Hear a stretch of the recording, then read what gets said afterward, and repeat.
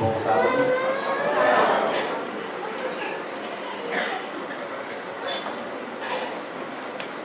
É bom estar aqui de volta. Já tenho alguns conhecidos de muitos anos aqui, como o Bartimeu,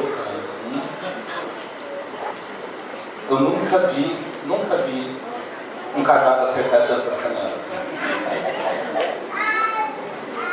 Eu estive aqui há alguns meses convidado para falar sobre um remédio, que era a confiança em Deus.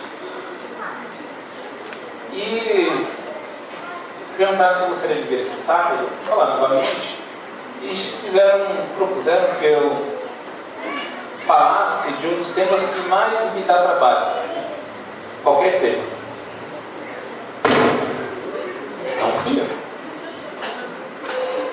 Eu não sei quanto a vocês, mas se falarem assim, fala de alguma coisa, qualquer coisa, eu passei até ontem pensando, meu pai, tem tanta coisa para falar, qual delas eu direito? E aí eu pensei, eu vou falar da coisa que, pelo menos até então, até para mim, tem sido a mensagem mais importante. E eu fui verificar que era muito parecido com algo que eu tinha falado aqui quando eu vim a última vez. Porque eu já vi várias coisas, várias mensagens, já fui em vários lugares, mas algumas foram capazes de mexer mais comigo do que com outras. E teve algumas que eu entendi e que foi muito bom para a minha vida, pelo menos. E eu, na crença de que não seja só para a minha vida, queria falar de uma delas para vocês. Uma das mensagens mais importantes que eu já achei, ela está resumida no Salmo 40.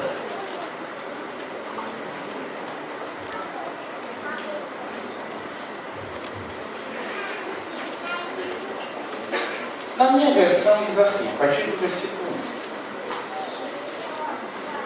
Esperei confiantemente pelo Senhor. Ele se inclinou para mim e me ouviu quando clamei por socorro. Tirou-me de um poço de perdição, de um tremedal de lama. Colocou-me os pés sobre uma rocha e me ensinou os passos. E me pôs nos lábios um novo cântico, um hino de louvor ao nosso Deus. Muitos verão essas coisas, temerão e confiarão no Senhor. Bem-aventurado o homem que põe no Senhor a sua confiança. Não pende para os arrogantes, nem para os afeiçoados da mentira. Muitas vezes a gente lê esse trecho e pensa que aqui está sendo livrado do mal e do perigo. Davi também está querendo dizer isso aqui. Mas se você continuar esse salmo até o fim, ele está falando do pecado também. O pecado que tinha dentro dele. E se eu abro isso aqui, sou capaz de fazer uma palestra sobre como a confiança em Deus é um remédio, há também uma característica espiritual na confiança em Deus. A confiança em Deus, ela também é conhecida por um outro nome. Existe uma palavra que é sinônimo da confiança em Deus. É a palavra fé. Fé, às vezes, não quer dizer confiança em Deus, quer dizer só a crença. Mas a fé que opera, aquela que age, só tem um tipo. É aquela que confia em Deus. Você imagina alguém dizer que tem fé em Deus e não confiar nele? Embora pareça que o conceito de fé inclui confiar em Deus, às vezes a gente esquece que eu tenho fé em Deus, quer dizer que a gente confia nele. Confia mesmo nele.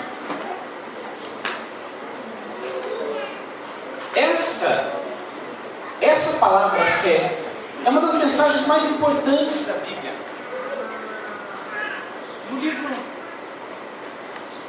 No livro de Atos, vocês devem punir comigo.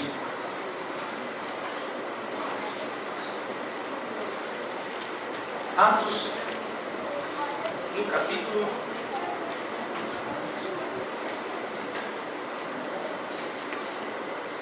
Se desligar de novo, deve ser a bateria, né? Atos no capítulo 16.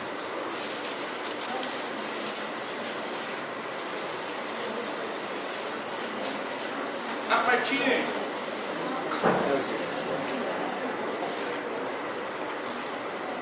Alô? Não precisa tocar a bateria, obrigado. A partir do versículo 19, fala da prisão de Paulo. Paulo estava andando na cidade de Filipos e tinha uma moça que tinha o dom de adivinhação. Tinha um espírito nela que fazia adivinhações e isso dava muito lucro para os patrões dela, para os donos dela. Isso antigamente, isso no mundo antigo era muito importante. Era chamado, essa adivinhação era chamado de pitonisa. As pessoas se deslocavam quilômetros, mas imagina você andar centenas de quilômetros a cavalo, fazer caravanas para conseguir falar com um adivinho. Era muito, muito, muito lucrativo. E quando Paulo estava andando lá calmamente, ele e Silas, tentando fazer a mensagem, ela ia atrás gritando: esses homens têm a salvação de Deus. Mas não era o Espírito de Deus anunciando. Paulo sabia. E depois de muitos dias, Paulo perde paciência, vira, expulsa aquele espírito, e aí começou o problema. Aqueles homens viram perder um lucro muito grande, foram chamar as autoridades e falaram: olha, tem uns judeus aqui atrapalhando nós romanos, falando umas coisas estranhas que a gente não pode fazer, dá um jeito neles. Como é que era o jeito romano de resolver as coisas? Prenderam, açoitaram, deram uma surra, jogaram na cadeia. O jeito romano inclui às vezes matar, mas por enquanto foi só uma surra. Paulo é jogado no cárcere junto com Silas, e diz aqui que no versículo 25, lá pela meia-noite, quando Paulo e Silas estavam acorrentados e cantando louvores a Deus, isso é ser um homem realmente próximo de Deus, porque você não imagine que a prisão romana tinha o conceito de direitos humanos. Ele provavelmente, quando ele estava acorrentado, sabe aquelas imagens que a gente vê de um calabouço de pedra, com alguém com um ferro amarrado no pé, ou que é um pedaço de madeira que é amarrado no pé para a pessoa não conseguir. O chão é gelado, a pessoa não consegue ficar sentada, se deita, o negócio é gelado. Era essa ideia de conforto naquela época de uma cadeia. E esses homens estavam cantando. À meia-noite, mais ou menos, tem um terremoto. O tremor de terra parte a cadeia. O carcereiro chega desesperado e olha, dá uma olhada no escuro, o que ele vê? Escuro, e pensa: todo mundo fugiu, lógico. É uma cadeia, a parede cai, não tem mais ninguém. Ele pensa: muito bem, eu sou responsável por eles, fugiram, qual é o jeito romano de resolver as coisas, já que o carcereiro, todo mundo fugiu, o que aconteceu com o carcereiro? Provavelmente eles pulassem a parte do açoite e fossem direto para a parte que ele morria. O que ele faz? Grita: traz a minha espada aqui, eu mesmo vou resolver isso. Porque ele era um homem honrado, um romano honrado. No meio disso ele escuta um grito. Paulo grita para ele: não faça isso. Nós estamos todo mundo aqui. Para mim isso é um milagre maior do que cair a parede. Está todo mundo aqui. O carcereiro pede luz, entra lá para ver o que tinha acontecido, porque ele não acredita. Encontra Paulo e Silas, cai de joelho e pergunta: o que é necessário para que eu seja salvo? Como esse homem sabia que ela se salvar? Ele provavelmente escutou eles cantando algumas horas. Paulo então responde para ele: o que é preciso que um homem seja salvo? E essa resposta de Paulo se tornou um dos trechos mais importantes da Bíblia. É o versículo 31, respondeu: creia no Senhor Jesus, será salvo tu e a sua casa. Ele leva Paulo para casa, cuida das feridas de Paulo, dá uma janta boa para ele, decente. Paulo passa a noite conversando com ele, com a família. Ao final daquela noite, a família inteira foi batizada, aceitou o batismo. Mas o que é preciso para que eu seja salvo? Se eu quiser me salvar, se você quiser salvar-se, o que você precisa fazer? Qual é a fórmula? Qual é o segredo? Qual é o ato? A penitência? O que nós precisamos fazer? crer em Jesus Cristo. Você apenas precisa acreditar. Mas que tipo de crença é essa? É o tipo de crença que você vai pegar um condenado, levar para casa, limpar as feridas dele, dar janta para ele e a partir de então vai chamar ele de irmão. É uma confiança em Deus. Não basta você acreditar Cristo me salva, você tem que confiar que está salvo. Porque aquele carcereiro, ele não viu nenhuma luz descer do céu, não viu nenhuma transformação. Depois que ele acreditou, nada aconteceu. Todos os milagres estão antes da conversão dele. Nesse momento não desceu fogo do céu na forma de uma língua, não desceu uma língua de fogo em cima de Paulo e de Silas, não houve nenhum milagre, não houve nenhum momento aqui manifestação do dom de línguas, de curas, sinais. Não houve nenhum cego voltando a ver, mas esse homem, por crer em Deus e confiar que estava salvo, apenas porque estava crendo em Jesus Cristo, ele estava salvo. E é isso, e apenas isso a fé. E esse é o mistério, é o único mistério do cristianismo. Como é que tão pouco, como é que só isso, como é que nada, na nossa visão, é a salvação? O que é preciso fazer para ser salvo? Se Paulo falasse para esse homem, vai lá no templo, rapa a cabeça, dá tudo, ele ia fazer isso. Se Paulo falasse para esse homem, como Jesus Cristo falou para o jovem rico, vai, vende tudo que você tem, dá aos pobres e me segue, ele ia fazer isso. Mas ele só precisava acreditar, crer. Você tem fé? Creia. E essa é uma das mensagens mais importantes da Bíblia. Porque se a mensagem mais importante da Bíblia é que Jesus Cristo morreu para nos salvar, e esse é o Evangelho, a segunda mensagem mais importante é que para você ser salvo, basta crer nisso. Amém. Eu tive amigos que diziam que é impossível isso.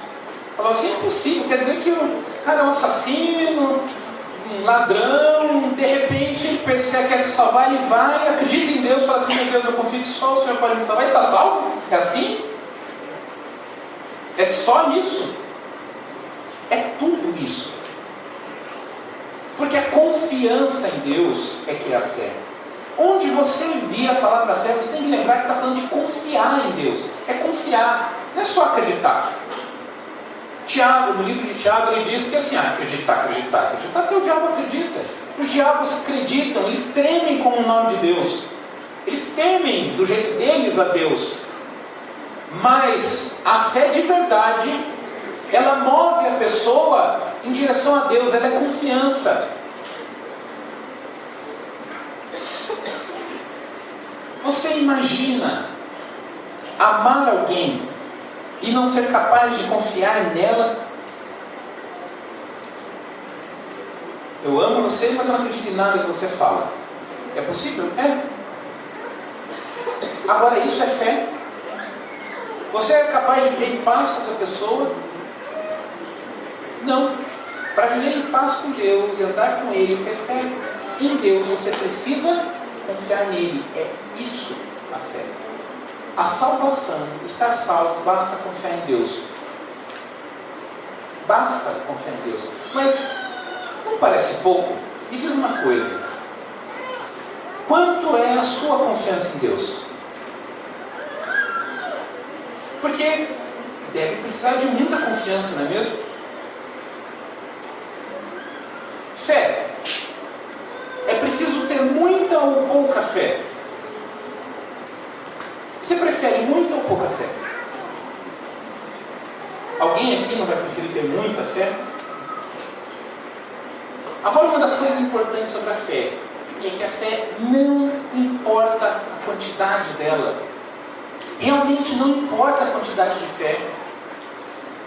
Importa apenas que ela seja a fé legítima, aquela que confia em Deus, da maneira como você pode. Por que eu estou dizendo isso?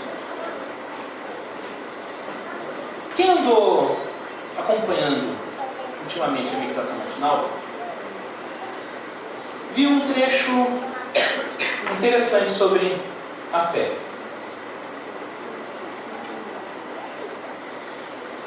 ele fica em Marcos. Um trecho que era baseado inteirinho no livro, capítulo 9 de Marcos. Jesus Cristo está no Monte da Transfiguração. E quando ele desce, ele encontra um rebuliço. Fariseus, discípulos, multidão, um garoto possuído e o pai desesperado do lado. E ele vai perguntar o que aconteceu. E o garoto fala: olha, eu trouxe ele aqui para resolver. E os seus discípulos não conseguiram. Jesus Cristo já fica nervoso com os discípulos. Ele fica aflito com os discípulos e fala: até quando eu vou ter que suportar vocês? Como vocês podem ter tão pouca fé? Essa conversa está no versículo 19. Ó geração incrédula, até quando eu estarei convosco? Até quando vos sofrerei? Ele vira para o pai e fala: quanto tempo já tem isso? E desde criança, joga no fogo, joga na água, é um sofrimento. E aí o pai termina a conversa falando assim: Senhor, se o senhor pode resolver isso, por favor. E Jesus vira para ele e diz, versículo 23, Jesus respondeu: se podes. Senhor, se tu podes, tudo é possível ao que crê. Ele vira para o pai: olha, se eu posso, se você acreditar, eu posso. O que o pai responde naturalmente? Mas eu acredito, Senhor, eu acredito. E completa: eu creio, versículo 24, eu creio, ajuda-me na minha falta de fé. Era importante ter muita fé para esse pai?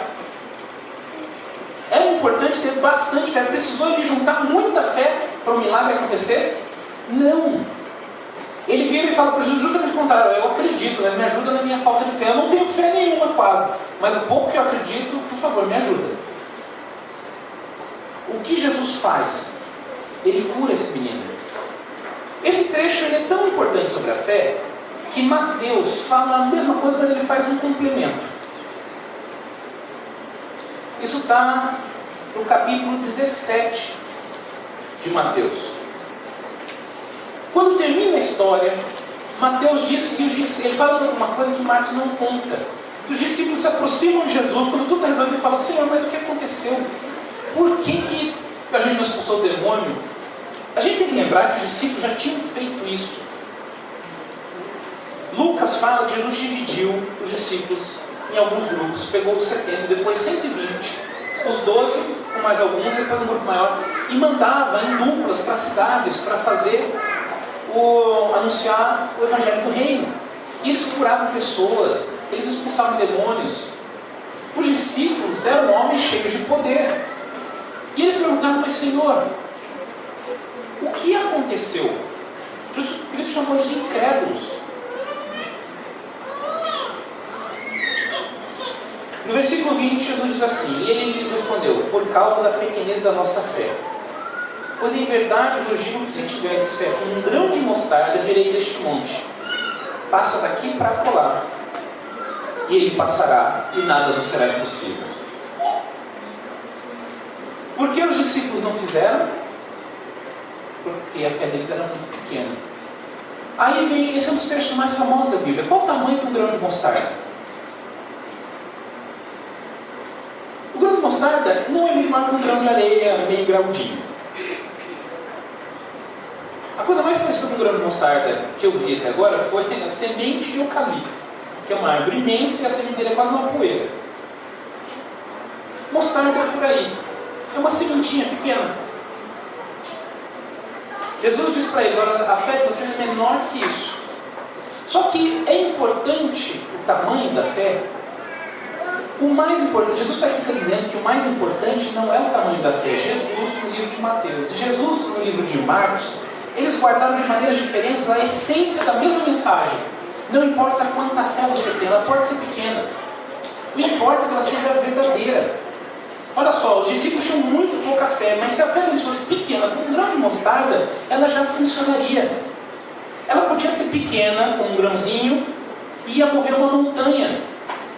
Porque o importante não é o quanto de fé você tem, mas é que essa pequena fé ela seja total, completa, ela seja uma confiança total. Por que ela é pequena? Por que Jesus falou que era pequena? Porque ela tinha pouco poder, não era pequena? Não. É porque a confiança que eles tinham em Jesus é que era pequena. Eles precisavam olhar para Jesus e confiar nele. É a natureza da confiança e não a quantidade dela que é importante. Eu confio muito em tal pessoa. Mas hoje eu não sei, hoje eu estou meio desconfiado. Não é muita confiança. Confiança, quando ela é muita, ela não vem de bacia, ela é sólida. A confiança, você não mede por quilo, você mede por intensidade. E é isso que Jesus está dizendo. Confie em Deus, tenha fé. A fé, ela tem que ser fé, não importa em que quantidade. Deus não pede a você e a mim que tenhamos muita fé. Ele não pediu que sua fé fosse o tamanho de um grão de abóbora ou do tamanho de uma melancia. Ele pediu que ela, se ela for pequena, como um grão de mostarda, ela seja fé de verdade. Ela seja confiança em Deus legítima. Porque se ela for pequena, mas for de verdade a fé, ela é suficiente para mover uma montanha. Um grão pode mover uma montanha? Pode, se confiar em Deus.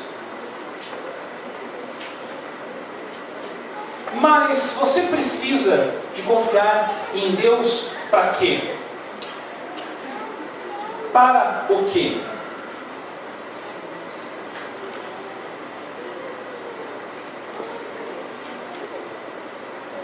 Tem também um texto bíblico que ajuda nisso.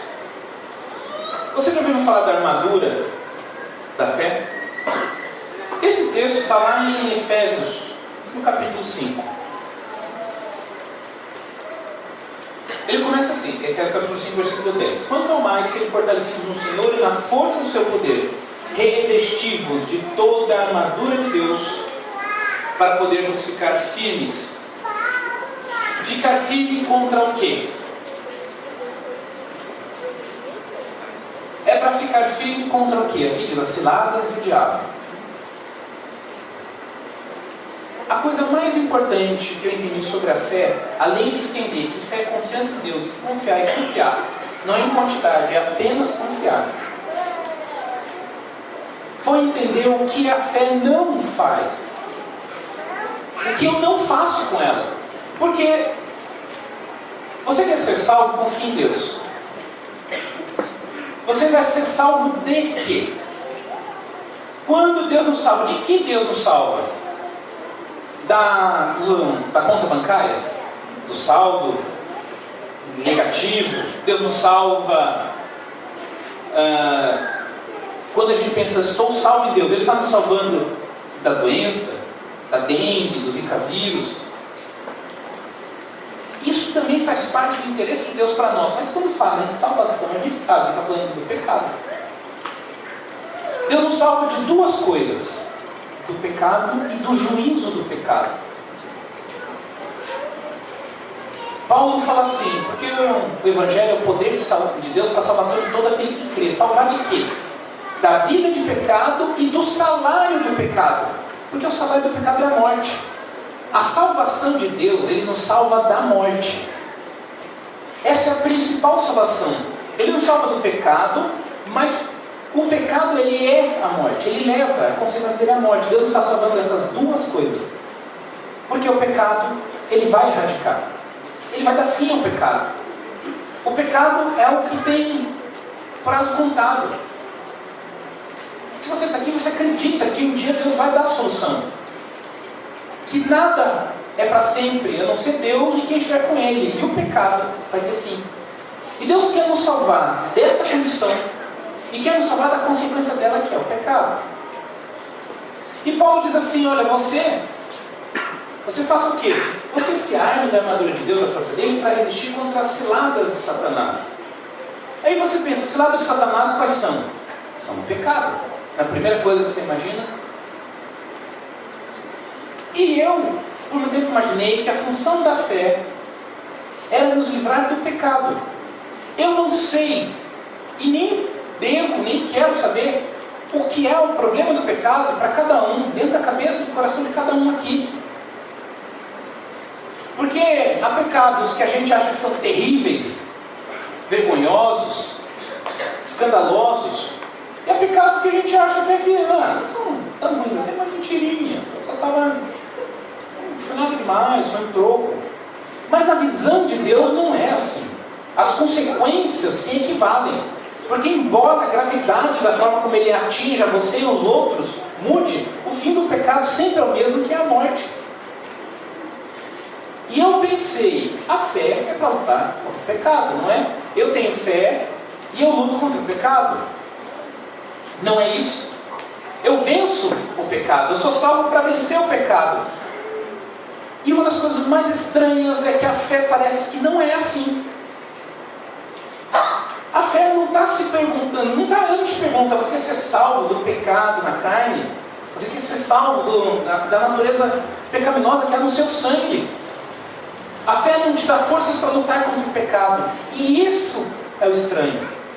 Porque quando Paulo fala isso, a gente pensa que vestir a armadura de Deus é lutar contra o pecado. Não, ele fala assim, porque a nossa luta, versículo 12, não é contra o sangue e a carne, e sim contra os principados e potestades, contra os dominadores deste mundo tenebroso, contra as forças espirituais do mal, nas regiões celestes.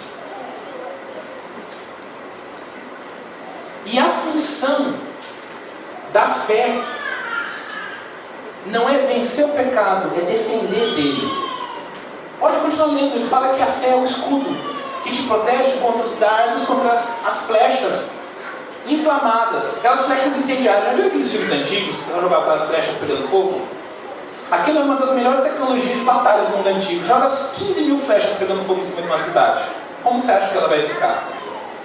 Mesmo que não pegue fogo em muita coisa, já você vai ter que pagar a defender a cidade para apagar o fogo em algum lugar.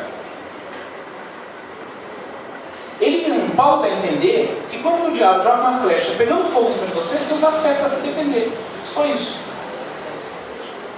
A fé te defende, não do pecado, te defende do diabo. Essa é uma mudança muito grande, pode não parecer. O que eu estou dizendo é que a fé não existe para você vencer o pecado, a fé existe para você confiar em Deus e Ele vencer o pecado. Paulo não falou que você vai pegar a flecha e quebrar na perna. Paulo não falou que você vai dar um tapa na flecha. Paulo falou que a sua confiança em Deus é que segura as tentações do inimigo. Paulo não está dizendo que é a sua força. Paulo não está dizendo que é o seu esforço. Paulo em nenhum momento falou que é para você ir lá e pegar a espada, que a fé é uma espada, você vai e parte o pecado. Não é. A espada é a palavra, que é o Espírito. Você quer usar uma espada, você pode usar a palavra de Deus guiada pelo Espírito, porque se for sem o Espírito também não funciona. Mas para se defender do pecado, você se defende apenas através da sua confiança em Deus. E a gente, às vezes, fica confuso, achando que nós temos a obrigação de vencer o pecado. Deus cobra que a gente vença o pecado. Essa é uma das mensagens mais importantes. O nome dessa mensagem é graça. A salvação é pela fé no sacrifício de Jesus, na graça de Deus. Eu confio na graça, ou seja, que Deus gratuitamente me dá a salvação através do sacrifício de Cristo. Porque se eu tiver que lutar contra o pecado, não é gratuito. Se para vencer e ser salvo eu tenho que vencer e dominar o pecado, eu tenho que lutar, eu tenho que me esforçar, e é de graça. Quem vence é a fé. E eu li isso aqui, fiquei confuso como algumas pessoas ficam, mas espera lá, então é para eu parar de me importar com o pecado? Eu esqueci o pecado? Tanto faz o pecado? Eu tenho que esquecer o que eu faço de errado? Fulano fez aquilo, não preciso mais me importar? Primeiro, não devia estar se importando tanto. A fé, ela nos livra do pecado, porque o pecado é um problema para nós, mas não é para Deus. Deus resolveu já o problema do pecado, está resolvido. Na cruz, Ele não venceu o diabo, Ele venceu as forças espirituais, Ele venceu o pecado. Se você tem a força que é em Cristo, que vem da cruz, você vence o pecado. A confiança em Deus nos leva a vencer o pecado.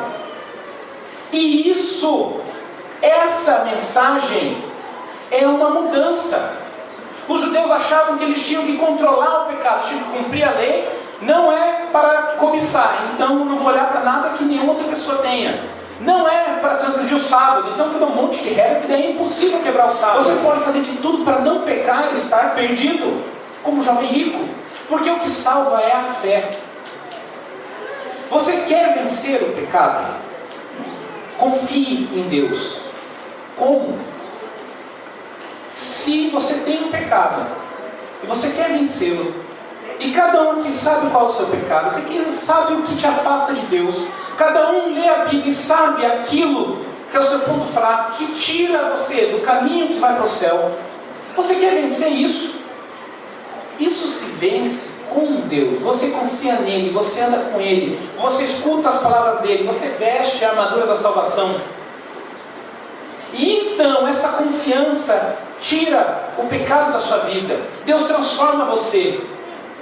Porque para ser salvo basta crer, para ser transformado basta contemplar. E se você manter os olhos em Cristo, cada dia mais você vai se parecer com ele.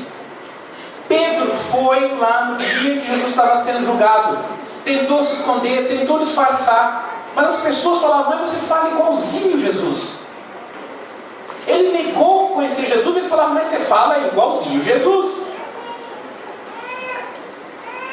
Ele se parecia com Jesus.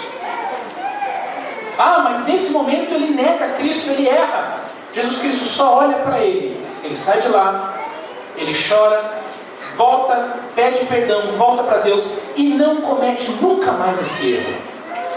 Nunca mais ele cometeu esse erro. Quando foi a vez dele morrer, diz a tradição, foram crucificar, ele falou assim: não sou digno de ser crucificado, é uma honra grande demais para mim morrer crucificado como meu mestre. Dizem que crucificaram ele de ponta cabeça porque ele falou assim: não, isso a crucifixão era a morte mais indigna. Ele falou: gente, isso é honra demais para mim, eu não mereço tanto. Os soldados não entenderam nada, né? Para um romano preferia se matar até uma morte desonrosa. Como ele entendeu um homem que fala algo assim: olha, Jesus foi crucificado, isso é bonito demais para mim? Era uma morte horrível, 2 dias de sofrimento.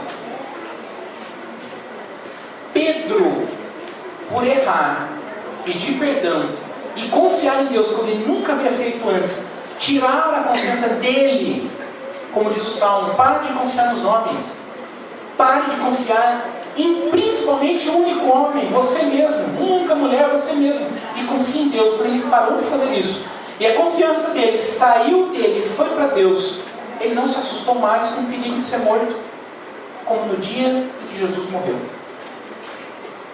E se você não tem mais medo de morrer, nem uma morte indigna, uma morte de sofrimento, de que você vai ter medo nessa vida? É isso que João diz, que o verdadeiro amor lança fora todo medo. A verdadeira fé faz com que você perca o medo também. Eu vim aqui hoje, essa manhã, só para dizer isso. Você quer vencer? Você quer ser salvo? Confie em Deus. Você quer ser salvo do lamaçal da vida? Confie em Deus. Você quer ser salvo das complicações que você criou na sua vida? Confie em Deus. Você quer vencer as coisas que você não consegue vencer? Você quer vencer os problemas que você tem no casamento? Confie em Deus. Pode parecer que é uma fórmula estreita, mas essa semana eu tive a consulta mais estranha desde que eu comecei a consultar alguém. Olha, eu sou um psiquiatra, eu tenho consultas estranhas toda semana. Todo dia eu tenho uma consulta que assim é diferente. Mas a mais estranha foi uma paciente que voltou no retorno, sentou na minha frente, ela não tinha mais nada. Nada. Eu falei assim: não, se veio do médico, voltou, vai sair com remédio, né? Tem que ter alguma coisa. Perguntei, não tinha mais nada. O que ela estava tratando? Deixa eu explicar. Ela chegou e falou que ela tinha explosões de agressividade. Explosão de agressividade é uma coisa complicada de lidar. Só que ela descreveu como era dela, era simples, era contra o marido. Eu falei assim: cara, não tem nenhuma doença, deixa eu contar, não tem uma doença que você só briga com o marido, só briga com a esposa. Isso não é doença. Estava avisando, não precisa nem de psiquiatra, pouco seu tempo, não é doença. Se você tem explosões, briga, é generalizado, tá? Não é seletivo. Eu só brigo com Cleomar. É doença? Não é, você até que briga com Cleomar. Eu gosto de fazer briga com ele também, mas Não é doença. Né? Ela estava com esse problema. Mas ela tinha separado, voltado, e aí o marido brigava. E ela estava indo na psicóloga porque ela estava cansada dessa vida. Ela queria engravidar, ter filho, mas como ela ia ter filho numa casa em que não sabia se ia ter pai ou ia ter pai? Tem pai ou não tem pai? Uma hora ele sai, outra hora eu saio.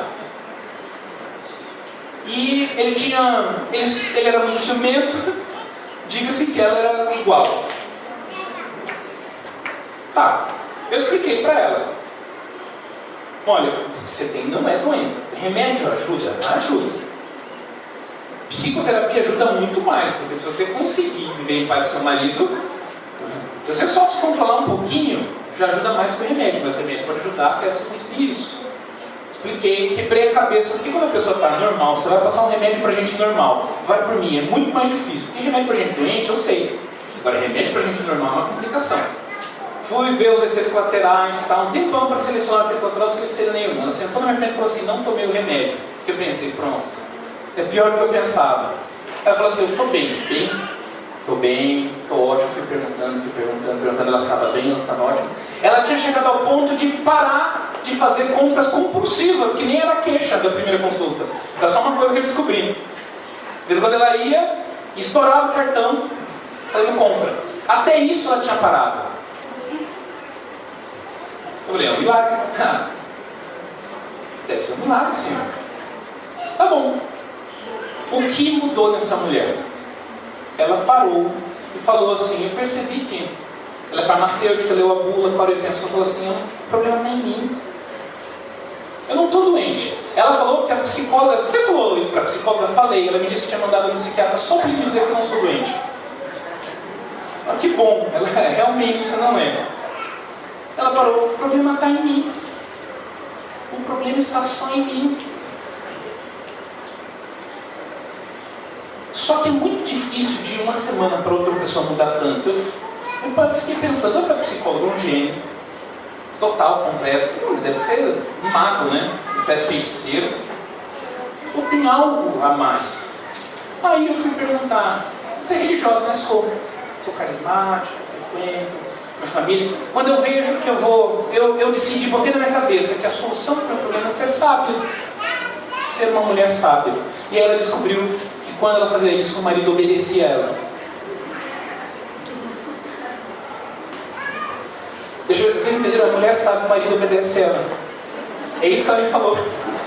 O marido fazia o que ela queria. Ela não precisava mais mandar. Falou assim, que quando eu não brigo com ele não briga comigo. Eu falei, nossa, sério? Gente, o que faz o marido feliz? Tranquilidade. O homem gosta de paz. Como ter paz? Uma esposa contente, porque a esposa insatisfeita não vai te dar paz.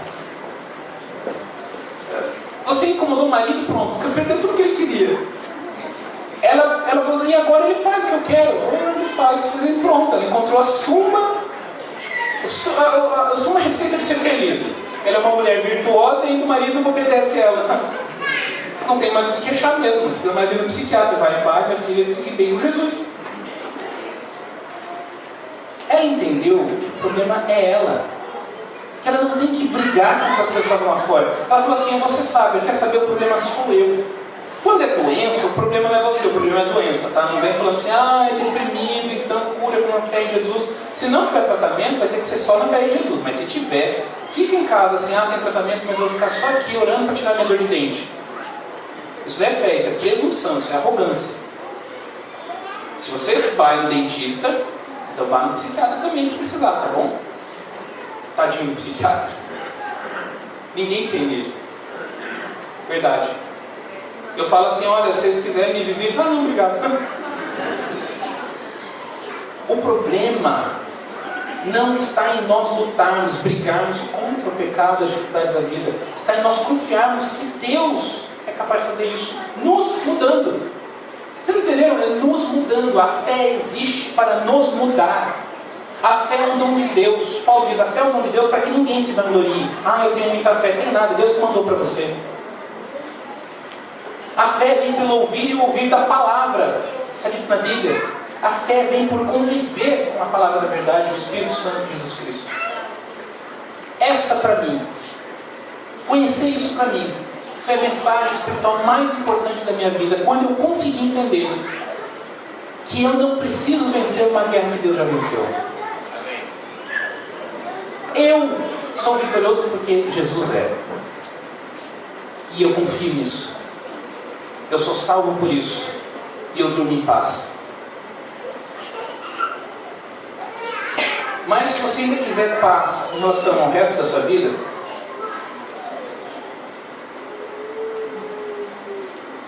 Sofonias, uns versículos antes, são os últimos trechos de Abacuque. Quem quiser pode procurar, mas eu demoro tanto para procurar achar Abacuque na minha Bíblia quando eu estou pequeno, que eu não vou exigir isso de vocês. Abacuque diz assim: o justo viverá pela sua fé. Versículo 17: ainda que a figueira não floresça, nem haja fruto na videira, o produto da oliveira minta, os campos não produzam mantimento, as ovelhas sejam arrebatadas do aprisco, os currais não haja gado, todavia eu me alegro no Senhor, exulto no Deus da minha salvação. O Senhor Deus é minha fortaleza, e faz os meus pés como da corça, e me faz andar altaneiramente. Eu não sei o que Abacuque comeria se tudo isso acontecesse. Ele também não saberia. Ainda assim, no final do livro dele, ele entende: basta eu confiar em Deus. Confie em Deus. É apenas isso, confie em Deus. Hoje, amanhã, 3 vezes por dia, ore para Ele, confie nele. Confie um dia após o outro, conviva com quem confia, leia a Bíblia. Essa confiança muda você. Muda você. Pedro negou a Cristo, passou vergonha que não conseguiu expulsar o demônio, e no final, a sombra dele curava as pessoas. Por onde ele passava, as pessoas esperavam a sombra dele passar, porque eles eram abençoados pela presença de Pedro. E Pedro só fez isso: confiar em Deus e não em si mesmo. Eu desejo isso para você, em nome de Jesus. Amém.